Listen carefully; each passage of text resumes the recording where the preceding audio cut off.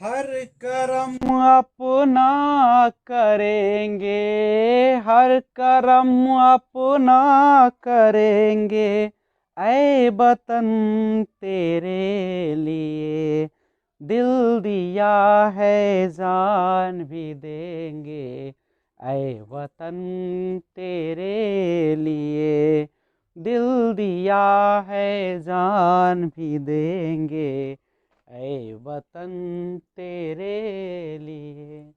नमस्कार, मैं विजय राजपुष्प और आपके अपने ही YouTube channel learner eyes by VRP पे हार्दिक स्वागत है। तो आइए आज हमसे शुरुआत कर रहे हैं एक नए सब्जेक्ट भूगोल यानी जियोग्राफी पार्ट 1 आज से स्टार्ट होगा। फर्स्ट क्लास है आपके सामने, तो आप लोग इसे देखते रहे। ध्यान दीजिएगा, भूगोल की जहां तक बात है तो सबसे पहले यह जाने कि भूगोल जो होता है वह अंग्रेजी का शब्द है। जियोग्राफी जो है, भूगोल शब्द अंग्रेजी भाषा के किससे बना हुआ है? जियोग्राफी शब्द से बना हुआ है, और यह जो है लैटिन के दो शब्दों से मिलकर बना है। यानी जियोग्राफी को दो शब्दों से मिलाकर बनाया गया, लैटिन के जियो प्लस ग्राफी।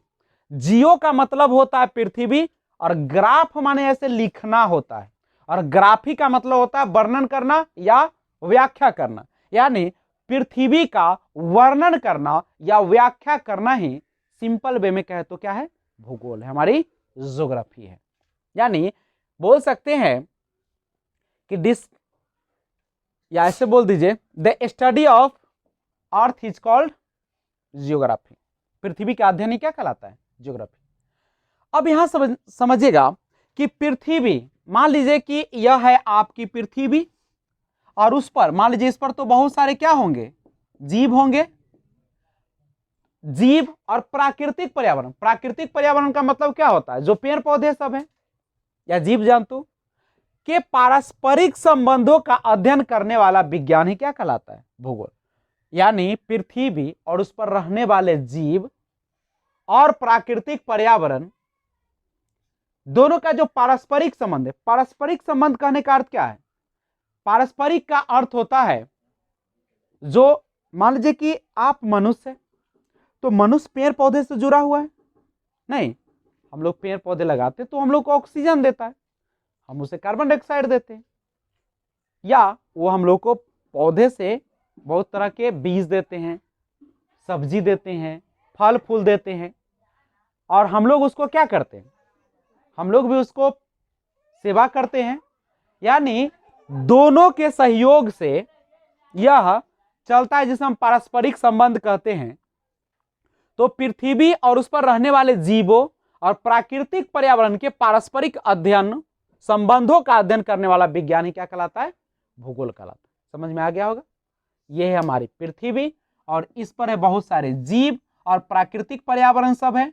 नहीं तो इसके पारस्परिक संबंध जो है, एक दूसरे से जो संबंध है, एक दूसरे से जुड़ा हुआ है, उसी का अध्ययन करने वाला जो विज्ञान है, उसी को हम लोग क्या कहते हैं? भूगोल। अब समझिए, हिकेटियस ने जियो पीरियड्स नामक ग्रंथ में, यानी उन्होंने ग्रंथ लिखा था, पुस्तक लिखा था। कौन? हिकेटियस। इसका नाम था जियो पीरियड्स। पहली बार प्रादेशिक भूगोल के तथ्यों को क्रमबद्ध ढंग से प्रस्तुत किया था। हिकेटियस को भूगोल का पिता कहा जाता है। भूगोल का पिता किसको कहा जाता है? हिकेटियस को। लेकिन इरेटोस्थेनीज द्वारा सर्वप्रथम जियोग्राफी शब्द का प्रयोग किया गया था। पूछेगा कि ज्योग्राफी, जियोग्राफी शब्द का प्रयोग सबसे पहले किसने किया? इरेटोस्थेनीज ने। पूछेगा जियो पीरियड्स के लेखक कौन है? हिकेटियस। भूगोल का पिता किसे कहा जाता है? हिकेटियस को कहा जाता है। अरस्तु ने सर्वप्रथम अपनी पुस्तक ऑन द हीबेंस में बताया कि पृथ्वी कैसी है? गोल है। कौन बताया? अरस्तु। मानव भूगोल का पिता कहा जाता है किसको? फ्रेडरिक रैटजेल को। रैटजेल भी रहता है, कहीं कहीं रैटजेल भी लिखा रहता है, को कहा जाता है। अलेक्जेंडर वान हम्बोल्ट को आधुनिक भारत का पिता कहा जाता है। आधुनिक भारत का पिता किसे कहा जाता है? अलेक्जेंडर वान वोल्ट को। नहीं, आधुनिक आधुनिक भारत का पिता, ऐसे भारत के पिता के रूप में कौन जाने जाते हैं? बापू के रूप में महात्मा गांधी, राष्ट्रपिता के रूप में महात्मा गांधी। लेकिन आधुनिक भारत का पिता अगर कहेगा तो आप किसे कहेंगे? अलेक्जेंडर वान हम्बोल्ट को कहेंगे। नहीं तो बस महत्वपूर्ण चीजें हैं, आप याद रखिए कि भूगोल का पिता कौन है? तो हिकेटियस है। भूगोल का पिता कौन है? ठीक है। मानव भूगोल का पिता कौन है? फ्रेडरिक रैटजेल। लेकिन आधुनिक भारत का पिता पूछेगा तो अलेक्जेंडर वान हम्बोल्ट। भूगोल के कई उपक्षेत्र हैं, जैसे कि भौतिक भूगोल, मानव भूगोल, राजनीति भूगोल, सामाजिक भूगोल, आर्थिक भूगोल। देखिएगा, सूर्य जो है वह हमारे पूरे सौर मंडल का के केंद्र में है। इस बात पर चर्चा कोपरनिकस ने अपनी पुस्तक डेरे वोल्यूशन वश में की थी।